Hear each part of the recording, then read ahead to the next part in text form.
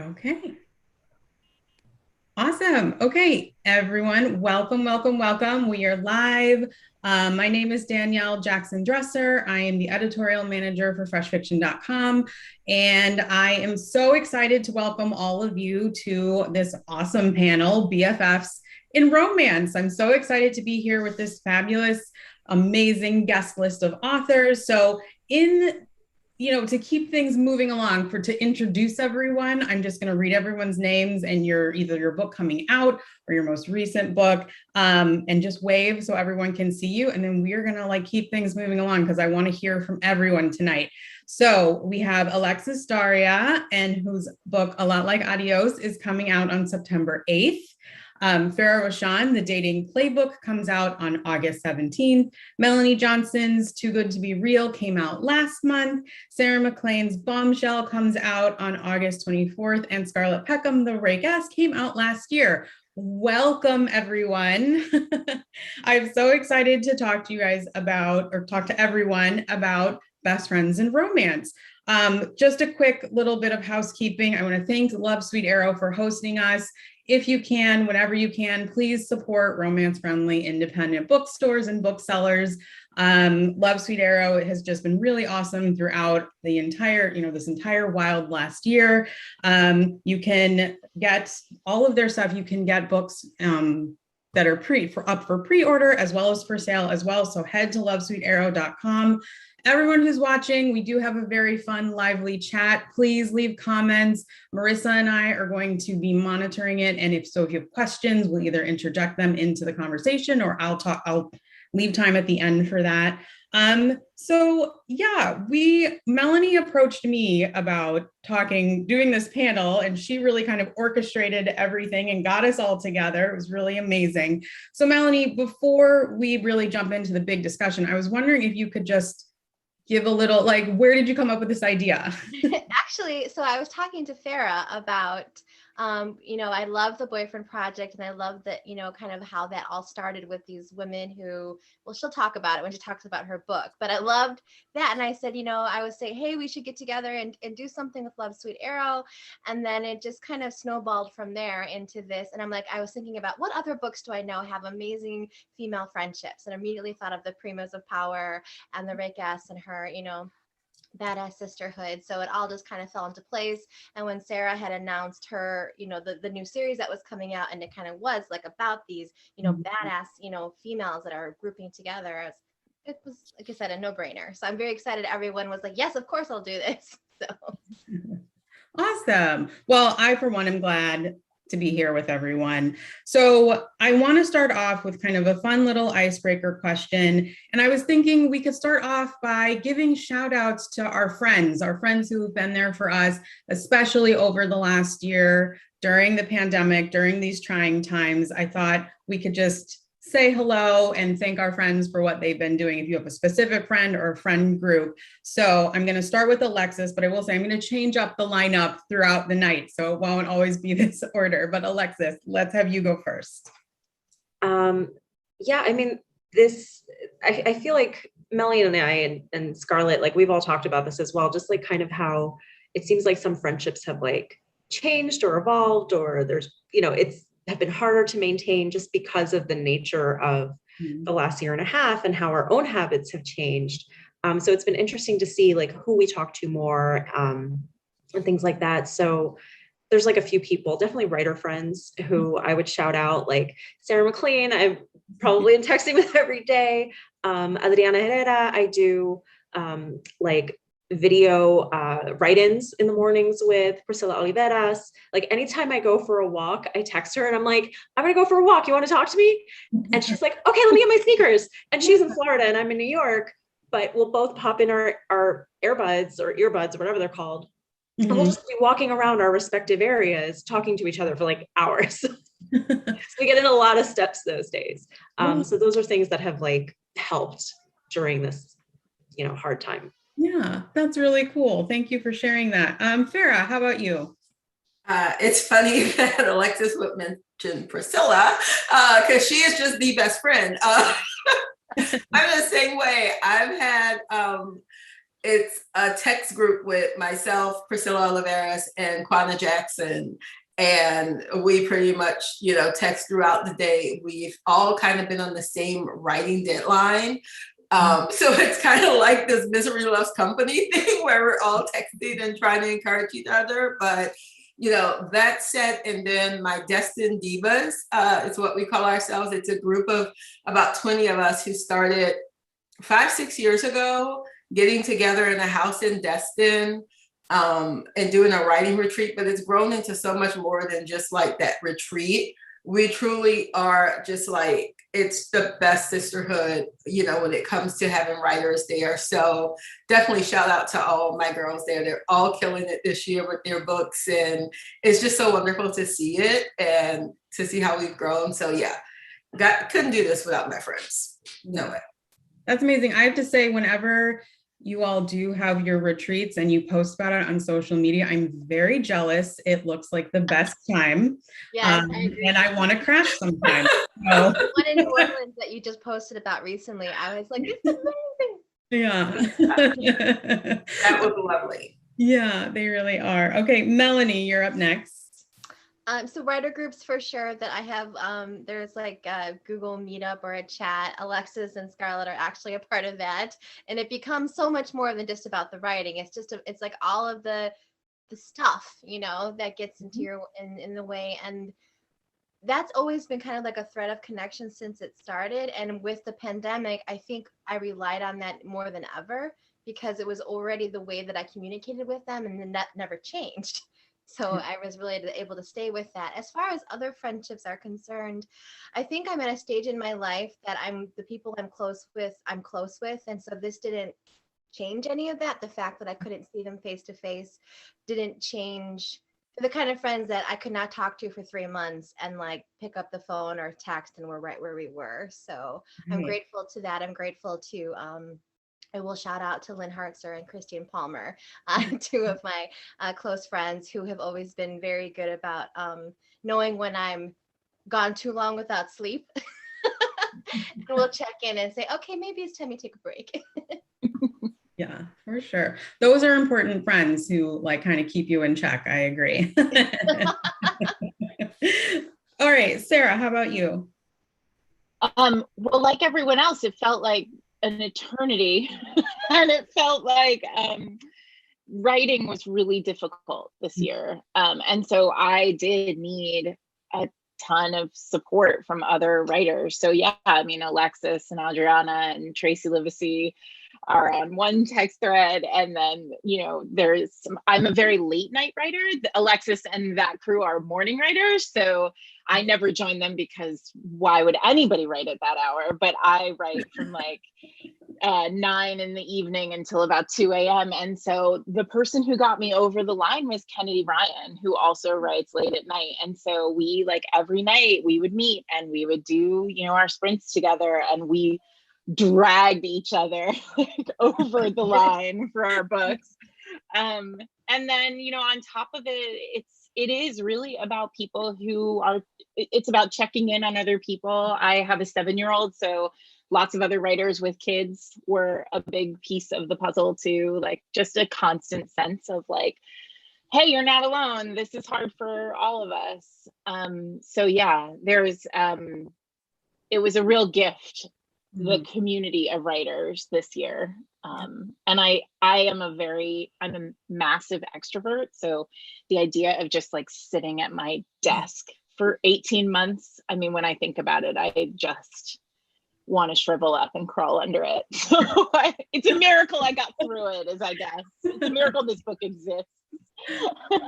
That's amazing. I have a 7-year-old as well. She actually just turned 7 on Wednesday, but it's a lot when and she's an only child, and that's just Same. you from that person. So yeah, same. Right. Yeah. And Scarlett, how about you? Well, I will piggyback on what everyone else said about the magic of the group that Melanie and Alexis and I are, and we call it our pocket friends, which like just so nice to be able to open my phone and have like 20 people I love all like chattering about shared interests. But another thing that was really kind of powerful this year was I've lived, I used to live on the East Coast. And then after that, I lived in London, and I've spent a lot of my adult years just sort of in different places with different people. And I have a lot of close friends everywhere who I don't speak to that often because I'm more of a face-to-face communicator, not so much like a phone call person. And I have spent so much time on Zooms with these people over the last year and a half. And it's like, holy moly, now I have friends again. This is incredible. That's awesome. All of my formerly we only hang out when I go on vacation friends, now we're back at it. Yeah, that's awesome. I have to say, yeah, I want to give a shout out to 3 of my really good friends. We actually met when we all worked in publishing. We've all since gone different places, but Kristen, Tina, and Michelle, we still do. We actually finally had an in-person brunch, but we would have Zoom brunches. We'd all have mimosas, and we would sit down. I would tell my husband and my kid, I was like, I'm going in my office, I'm closing the door, don't talk to me for a few hours. But it was something to look forward to every week. So, I think moving into our main discussion, friendship is so powerful. And I think when you think about it in the context of a romance novel, there are so many different facets of friendship, and, friends are there. They're the people who know the character the best oftentimes, but also they're there to challenge them. And I think very importantly, they're also there to lift the main characters up when they need it the most. So I want to start with Melanie, and I want to talk about a little bit in your debut series, Sometimes in Love, and then with your new book, the start of a new series, Too Good to Be Real, you deal with women who have been friends for a really long time. And in some cases, they've been friends for almost their entire lives. So what do you think friends who have known each other for so long reveal about characters as romantic storylines progress? So I think, first of all, when someone has been with you, known each other that long, there's just no bullshit. There's no getting around. Especially if there's patterns of behavior, they will be the ones that will immediately call out on I see where this is going. We've been here before, and they're so locked. How kids will behave very well outside of the home, but be monsters in the home, and that is proof of a strong family connection, because they're not afraid to be complete to be complete jerks because mom and dad love them. So that's the same with family, with friends. Friends who are that close can tell it like it is, cannot mess around, can really give it to you because they know that love is there, and it's it's not going to go away. So that bond, that while new romantic relationships are developing and are shaky and confusing and scary, those other friendships are solid and aren't going anywhere. Usually there's something I'll talk about that, how that changes as, you move through your life and you start getting married and having kids, and how those relationships can change or kind of contract and Yeah, I agree with all of that. Similarly, but different, Alexis, in your current series, your heroines are all cousins and call each other the primas of power, which I absolutely adore. And they play important parts in both of the books in the series so far. Tight-knit families are really prevalent in romance novels and series, most likely, but your cousins are different than the relationships between, I think, siblings. So how did you balance the fine line between family and friendship? Well, I always tried to keep in mind that they weren't just best friends, they were cousins, but also they weren't just cousins. They weren't just cousins, they were best friends, but they also weren't just best friends, they were family. And I think that balancing both of those kinds of relationships and bringing in pieces of each and how those intertwine. So there's all the inside jokes that you have with people that you've known for so long, but then there's also the shared family history where they really get where each other's coming from. But also with a little bit of an outsider lens, the way that you wouldn't have if they were siblings. Right? Where if they have the same parents and they grew up in the same home, as opposed to being cousins and seeing each other's families from that lens. But at the same time, with all relationships, there's that inner tension of how vulnerable to be and how much to reveal even to the people closest to you. You know, you still hold things back, or just there's certain things that are hard to say or that you don't ever want to say out loud to someone. So that comes up a lot in each book. You know, but I think because they're cousins, there's a little bit of more willingness to have some of those harder conversations, because you know these people are not going to go away. They're going to be related to you forever. So you can almost like push a little bit harder when they might need it, and be more supportive in a way. So I tried to just bring all of that into the books. Yeah, I think another fun thing, like especially when you do have really close family relationships that bridge into friendship, is then you have to worry about like, well, are you going to tell like your mom, who is my mom's sister, about what's going on? Like, you know, I tell my mom almost everything. So yeah, that's really fun. So moving on to Sarah, in your new book, Bombshell, which I'm going to brag and say that I've read everyone's books on this panel, including the ones that aren't out yet. That's just my little brag for the night. But this is starting your new Hell's Bells series, which features a girl gang, which is amazing. And these are women, some of whom are part of powerful families, and they're all formidable in their own right. And they're all secretly taking down the patriarchy, one pompous aristocrat at a time. I would love to know more about how this girl gang came to be and how the work they do together builds trust between them. Well, I knew I wanted to write a girl gang. I knew I wanted to stay outside of ballrooms largely in a new series, because I'm tired of ballrooms.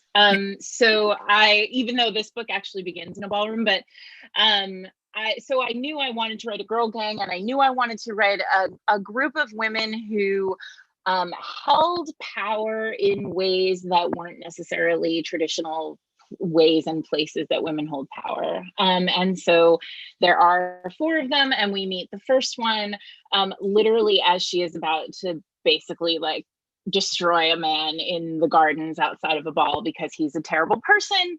And then it kind of goes from there, and we see them, this kind of group of women in their like peach pit style like tavern where they hang out, and then in other places where they are both at ease and like hold power because they're in a place that's comfortable and safe for them, and also where they hold power because it's subversive and no one expects them to do the things that they do. And so we see them take down people who are doing bad things, from like the upper echelons of society to the very lowest ones. And it came from being really interested in how women have held power over time forever, and how women tend to have a community when they hold power. Our power is best used in a community, I think. And also I've always loved friendships and romance. I think heroines should never be alone. And so I created 4 that won't be alone, because they'll always have someone who's willing to blow something up for them. Literally. I love that. Okay, so in a different approach, Farah, I'm going to move on to you. The opening event of the Boyfriend Project brings 3 strangers together who find out they're all being duped by the same guy. Like, one of them is live tweeting the event, like the date, and they all figure it out. But instead of them hating each other and being mad at each other, they're rightfully mad at him, which is the best. So I want to know, where did the idea for this incredible setup come from, and how you kind of developed it? Well, because of Twitter and my addiction to Twitter, that I should just say that. Just the whole thought of doing the live tweet. But as far as the girls forming their friendship, it came about because they all realized that they were so much better than this guy, and that they were settling for this guy because society said that at that point in their lives, they should have a significant other. And to be honest, when I first came up with the series, the idea for the series, I didn't see the friendship being as prominent as it turned out to be in the series. It wasn't until the second scene that I wrote and the chemistry between the three girls it just popped off the page. And I actually had to go back and rework it because I said they couldn't just be side characters that come in every now and then, with the heroine. They needed to be a bigger part of the book. So that's where I got that idea. And they also had each put something off that they wanted to work on in pursuit. They put it on the back burner because they thought they needed to find a significant other. So it just so happened that these three women who kind of had different personalities, but all had like this shared goal of making themselves better, found each other. And it's one of those things where the characters kind of wrote those scenes, they write themselves because they click as friends. Yeah. I think too, what's really cool is that they're adults making friends, which I think you hear so often. Everyone says so hard to make new friends as an adult. So I really appreciated, obviously it was an interesting scenario that brought them all together, but it was really cool to see that too. So Scarlett, in another type of setup at the beginning of the Raycast, you have three fallen women who are all taken in by the same woman who believes that, they all deserve second chances, and she wants to bring goodness into the world to those who deserve it. And they form the Society of Sirens. Why was it important for you when you were writing this book for these women in particular to come together and form this society? Well, it was really important to me that they all be people who'd experienced some form of alienation, both from their own families of origin and from sort of respectable society. So they come from different walks of life. One is like a miner's daughter in Cornwall, and another is from an aristocratic family, and another grew up in a brothel. But they've all had this experience of being shamed sexually and kind of cast aside because of the choices they've made in their lives, that had they been men, they would never have had the same experience for making those choices. So I wanted them to sort of have that bond, and then to be able to come together after having been kind of alienated in this way, and to see each other and to draw power and say, okay, like you're amazing and actually I'm amazing. And so there's nothing wrong with us. So what is the actual problem? And the problem is the double standards of the society in which they live. And so they decide to do something about it. Yeah. So it's like about like a girl gang going after what they want. I think we all have this kind of in common in all of our books. Yeah, totally. All right. So that concludes kind of my serious interview portion of the night. But I want to, before we move on, I forgot to say this at the top, but there is a very special discount code for lovesweetarrow.com, which includes pre-orders, everyone, listen up, that you can only find out here. And it's good through the weekend. So through Sunday, it's good, but it's BFFS 10. And you put that in all caps when you go to check out, and it's there. Marissa's going to put it in the chat. I'll say it again at the end because that's what I was writing down to remind myself. So that's really great. And it's good on everything in the store, not just the books featured here. Speaking of best friends that we make as adults, Danielle and we've become really good friends over the pandemic with the Boozy Book Broads, and 10% off of the Boozy Book Broads, the summer box, right? We can get that. Yeah, that's included too. Yeah, us and our third broad, Angelina, curated a box with Love Sweet Arrow, and we worked with Novelly Yours, the candle company, and so it's really cute. So everyone take advantage of that discount. All right, so now I want to move on to fun friend pop culture, and I want everyone to tell me who are some of your favorite friendship portrayals in movies and TV. We'll move on to books in a minute. So Scarlett, let's have you start. Okay. Well, I'm going to go with reality television for 400 hours. Nice choice. Real Housewives are my favorite depictions of friendship. This is not like an aspirational answer, I don't think. I'm not sure we all want to be women of a certain age getting completely schnockered on white wine every night and screaming at each other. But it's endlessly entertaining. And I do love like to watch. There's something about reality TV where you set up a conflict and then you have to resolve it. And so these women who are sometimes friends in real life will have a falling out over something.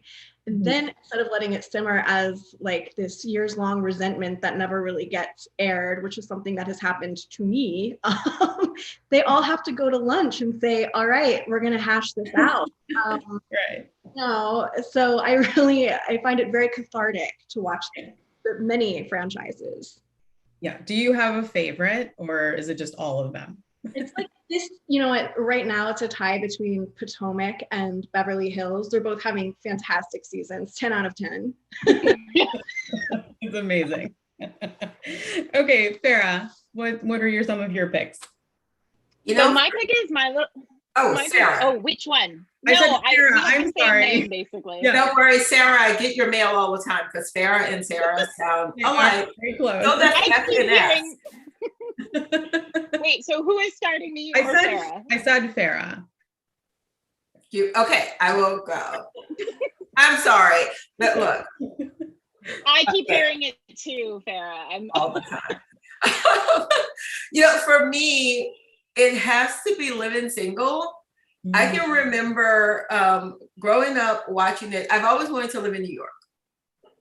And I can remember being so jealous because who would not want to live in this cute brownstone in New York with their best friends? Mm-hmm.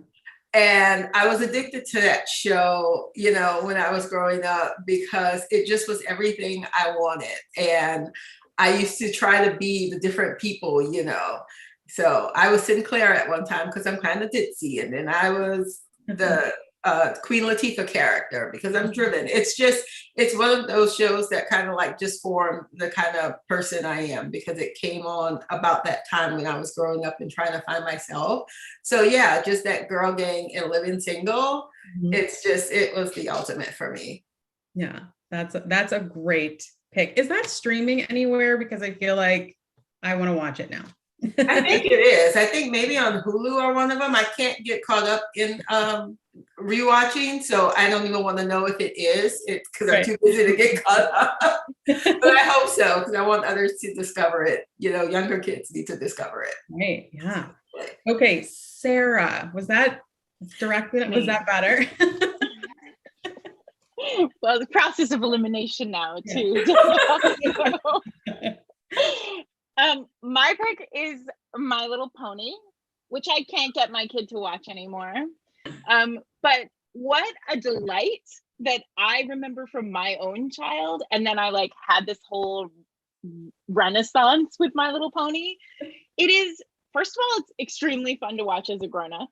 And second of all, there are these 6 girls who are all incredibly different and have incredibly different experiences, and they make each other crazy and they have to work it out and they support each other. And it's where do we lose that thread of just figuring out how to be friends? I feel like My Little Pony and Real Housewives are similar in that they are not allowed to just be mad at each other forever. They have 30 minutes to sort it out. So they have to go to lunch. I also feel like literally everyone is represented at some point in the ponies. So that's my pick. Mother of a 7-year-old, here I am. Same, exact same. My daughter has really they have My Little Pony graphic novels. And she's gotten really into them, and they're awesome. So they also have this My Little Ponies become mermaids, My Little Ponies become teenagers, and that worried me a little because I was well, teenagers, that feels like that's going to be dramatic, and it's also not. It's pretty delightful. I love that. All right, Alexis, how about you? So I'm bad at having favorites because I binge watch a lot of things and then promptly forget what I just saw or that I ever saw it. Yeah. But this question made me think about this book that I know Sarah has read. So here's a book rec for all of you out there. It's called The Heroine's Journey by Gail Carriger, who wrote The Parasol Protectorate. And it's all about providing an alternative to The Hero's Journey by Joseph Campbell. And it's not about being gendered because Gail talks about how like Wonder Woman is the hero's journey because Wonder Woman's power is in being alone and isolated, whereas Harry Potter is heroine's journey because it's all about building your community around you and being stronger through community. So I think as romance writers, we're all writing heroine's journey just because of the community aspect, and especially all of us here writing these like friend groups. So I try to think about that when I'm like thinking about stories. And since Sarah just mentioned My Little Pony, I will have to mention She-Ra and the Princesses of Power, which really That is was my all other about, pick. yeah, right, best friend squad, Yeah. and like how they are stronger together and as a group, and they all have to band together to save Eternia or wherever they are. Yeah. Etheria. I just watched the new He-Man Etheria. also, and I think that's Eternia, and they're in Etheria. Look, it's a great time to be a child learning about friendship. Great. All right, Melanie, what's your pick? So when I thought about this question, the first one that came to mind was the relationship between Helen Hunt and Sarah Jessica Parker and Girls Just Want to Have Fun. The movie. Because that one, it's like you have these, you know, extrovert and introvert together, and they push each other to go after their dreams, and it's just really fun, very supportive, and like there's so many moments that that's like the friend, like when I was younger, I idolized that friendship and how they just did wacky, wonderful things together. And like it was my first example of almost kind of a ride or die situation, like when Helen Hunt, like, you know, like pulls her out of her like locked in, you know, room that has like a burglar system on it. And so I just, Yeah, that's super fun. Okay, so now let's move on to like some of our favorite friendships in books. This can be romance, and then but also it can be out of romance as well. I love book recommendations. My TBR is always a mile long, so I may as well add some more. Alexis, let's have you go first. Sure. I am currently reading Happy Endings by Tian Kim Lam, and it's got a group of friends in it who have formed a group called the Boss Babes, which is basically them getting together to talk about their goals for their businesses and like have accountability and like help each other come up with like, you know, action plans and things like that. And that is like 100% the thing that I do with my friends. Like at one point we had something called a focus group, and it wasn't like a real focus group, but it was because we were focusing on something. And we would meet and like do all of that stuff. So listening to this book, I was just like, oh my gosh, this is like really resonating with me. I love it. And I will also recommend Adriana Herrera because I think she just writes friend groups really well. Her American Dreamer series, and then also the Gotham Exiles Club in Here to Stay, where it's new friends as opposed to dreamers where they're old friends. In Here to Stay, it's a bunch of New York City transplants who end up in Dallas, and they kind of form a little meetup together so that they can have some new friends there. Very good. Yeah, that's really great. That I adored Here to Stay. I loved just how immediately it was just like, you just felt like you were in that group of people. It was so fun. Scarlett, what about you? Well, I was thinking about romance series that have friendships, and I was completely torn between which one to mention, so I'm going to mention both of them. The first one is by a kind of up and coming young author that you guys may not have heard of yet. Her name is Nora Roberts.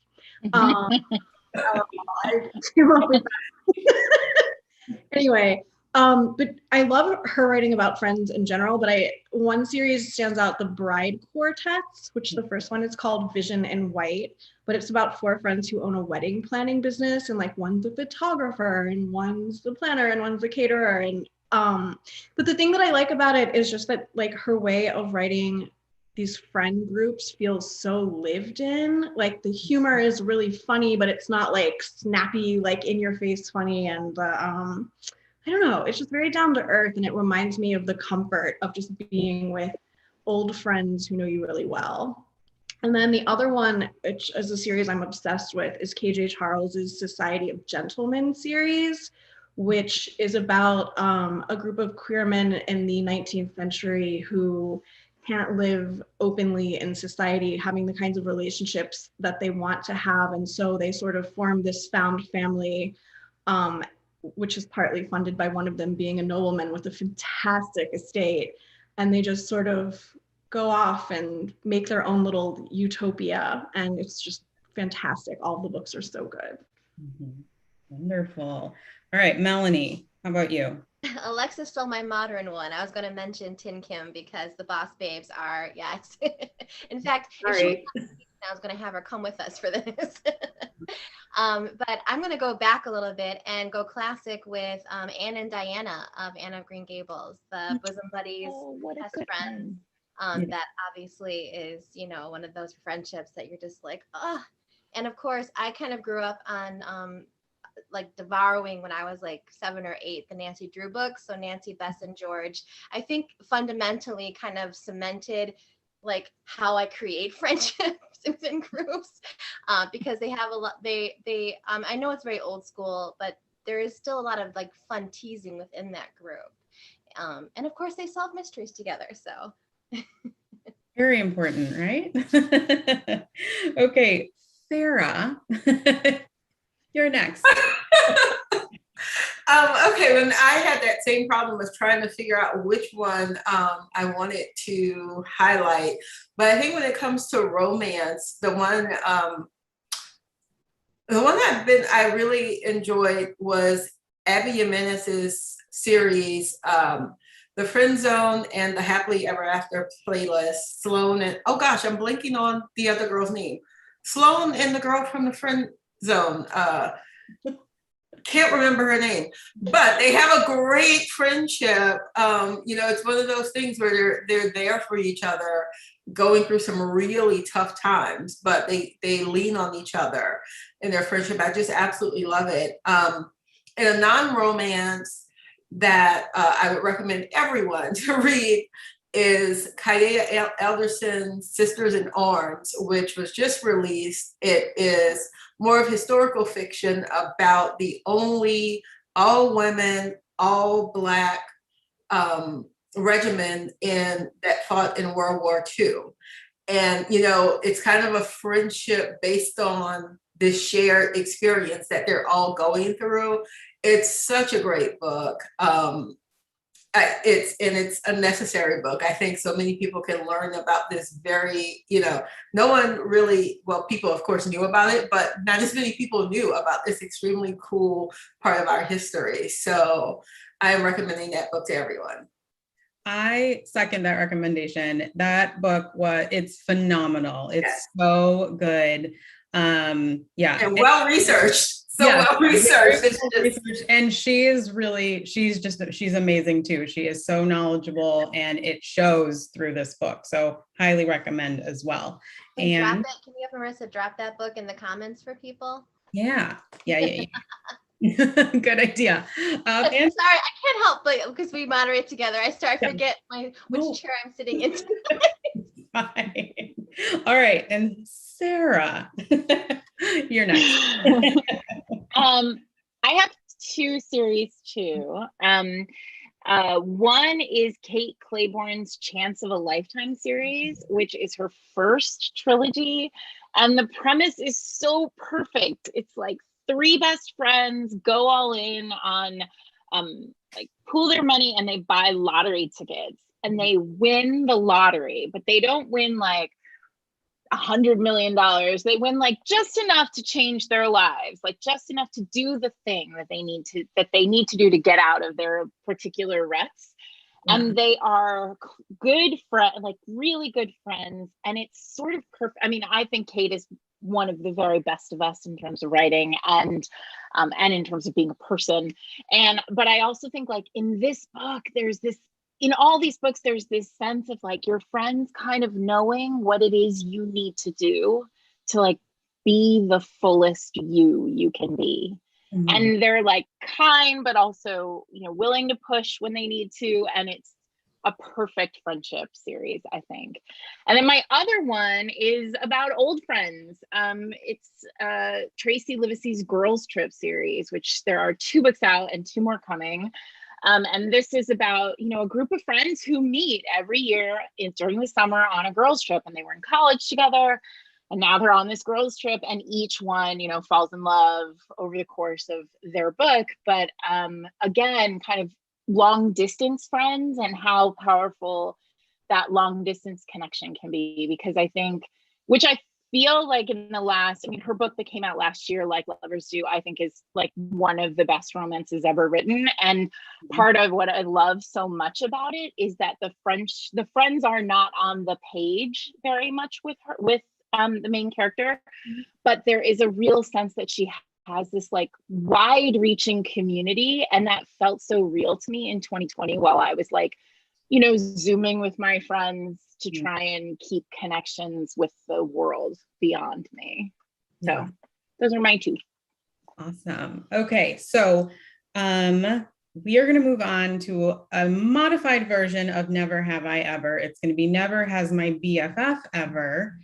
And if you have a little story to share, or your best friend has or has not, however we're going to spin it, hasn't done it, just raise your hand or give a reaction. And whoever I see first is going to have to explain. So, and if nobody volunteers, I'm just going to start picking people. And Melanie knows I have done that. I do that to people. So, never has my BFF ever dated my ex.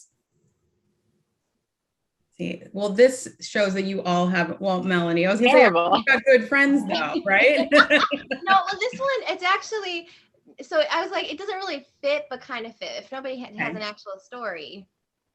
It just, I try to hook up a close friend of mine with this guy she thought was really hot that worked across the mall from me.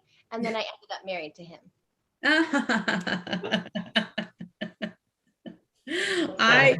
Your like marriage origin story is amazing. I love it so much. All right. So, husband when you're 16 working at the local mall. So romantic. I like it. Okay. So never has my BFF ever borrowed something of mine and never returned it. Okay, I have one. Okay. It's not the most dramatic story, but I made this really incredible stone fruit crumble and took it to my friend's house for a dinner party. And it was in my favorite casserole, like pan. I think they're called casseroles, square shapes made out of some sort of ceramic. I still haven't gotten it back. This was like 2 years ago. She didn't steal it per se. I did leave it there, but under the auspices of receiving it back. So Emily Thompson, give me the portfolio back, please. That's fair, Scarlett. The rule is they're supposed to clean it and return it. Yeah, that's the rule. The rule. And nice and you in it when you give it back. Yeah. Okay, never has my BFF ever bailed me out of jail or gotten me arrested. I can say that it kind of, anyone who's read The Boyfriend Project kind of knows that it kind of happens to my girls in my book. Not me. I've never gotten in jail. My best friends have never had to bail me out, but it does happen in the book. I have a kind of story. It does not involve like actual real jail, but my best friend and I have known each other since the very first day of college. And she turned 21 before I did.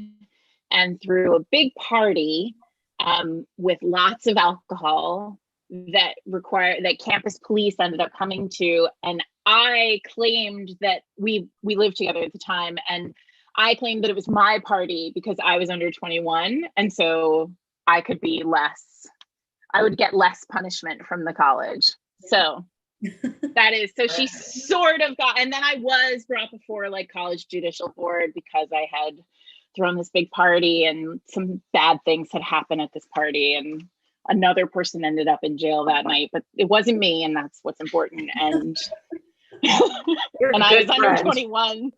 I took the fall, and I can still remember saying to her, like, "You are 21. Go away. I will do this." I mean, I'm sure that that was me being super stupid, because I'm sure I could have gotten into plenty of trouble, but I took the fall. Yeah.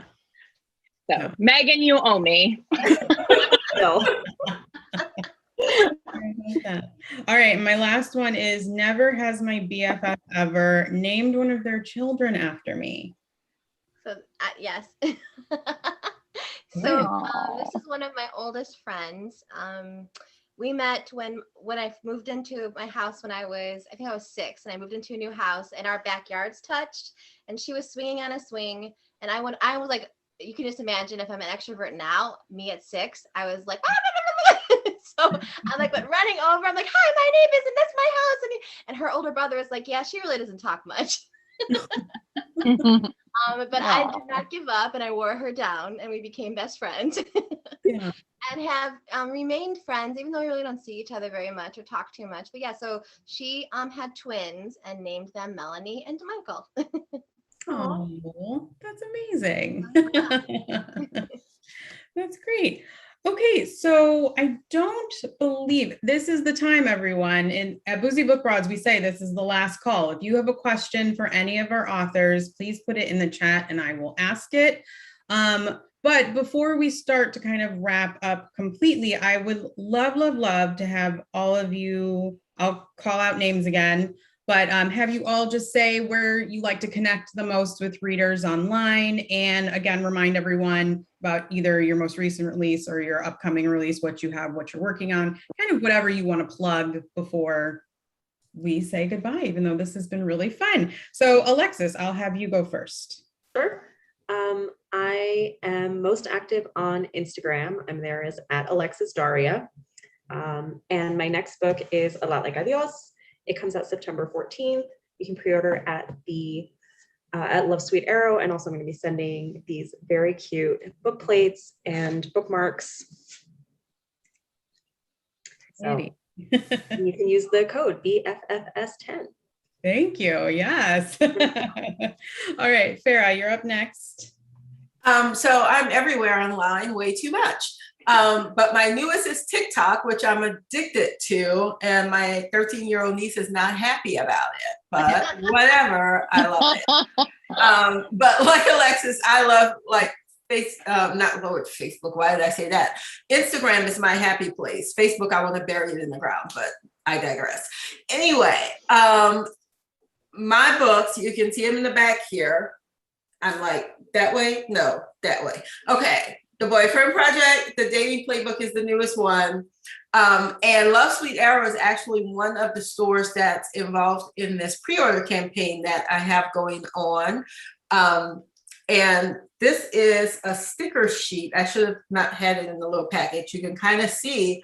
If you order from them, and you can do it with that code, you get the sticker sheet. We won't talk about the eggplant that has. I was just about to ask. I know. I'm wearing my eggplant earrings that I bought. I know, right? How cute am I? But you get the sticker sheet, you get a signed book plate, bookmark. And you can get the 10% off. You have until August 10th, though. So you must pre-order by August 10th in order to get the goodies. But support Love Sweet Arrow. It's a great time to support them. And the book comes out on August 17th. My gosh. So it's coming up very quickly. Yeah. But yes, pre-order from them, please. Awesome. Thank you. Okay, Melanie, what about you? So yeah, Too Good to Be Real has now been out a month as of today. So Love Sweet Arrow did a great job with the pre-order. So if you were one of the people that bought it, thank you. And they still have book plates and bookmarks. So if you haven't picked it up yet, and they have signed copies, so you can definitely order that. And coming up, I am part of a charity holiday anthology where all the proceeds go to women who are diagnosed with breast cancer before 40. So it's a special charity, and it's called Tinsel and Tatas, and it will be out this fall. So I'm excited about that. That's awesome. Okay, I'm like writing this down. And Sarah, how about you? I am on Instagram most. I like Instagram the best. You can also follow me on Twitter. I'm at Sarah McLean everywhere. Or I actually have a romance podcast, Fated Mates. So you can follow Fated Mates everywhere too. And what was I supposed to? Oh, the book. Yes. I have a book out. I do. I have a book August 24th. It's called Bombshell. And you can pre-order from Love Sweet Arrow, BFFS10. And I hope you all love it.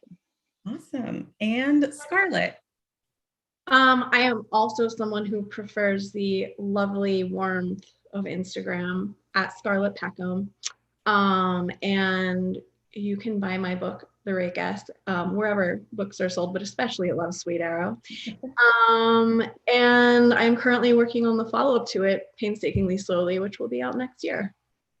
That's awesome. Thank you all for running through all of that. I guess I'm going to take this time to thank Love Sweet Arrow. As our amazing panel has told us, we should all be supporting them, but also other independent bookstores, wherever you are local or wherever you'd like to order from.